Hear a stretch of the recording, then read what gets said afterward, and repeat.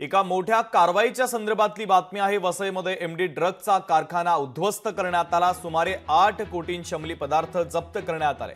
सिमेंटचे ब्लॉक बनवण्याच्या कंपनीमध्ये हा सगळा ड्रग्ज कारखाना सुरू होता। तर सादिक सलीम शेख आणि सिराज सुलतान पंजवानी यांना पोलिसांनी अटक केली। साकीनाका पोलिसांच्या अंमली पदार्थ विरोधी पथकाने सापळा रचत ही मोठी कारवाई केलेली आहे।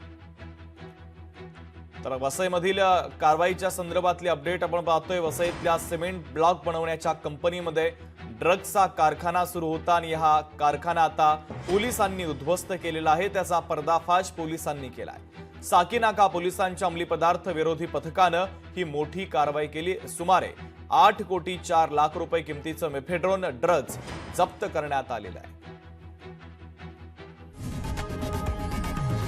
लोकशाही मराठी ऐका, पहा, जागरूक रहा।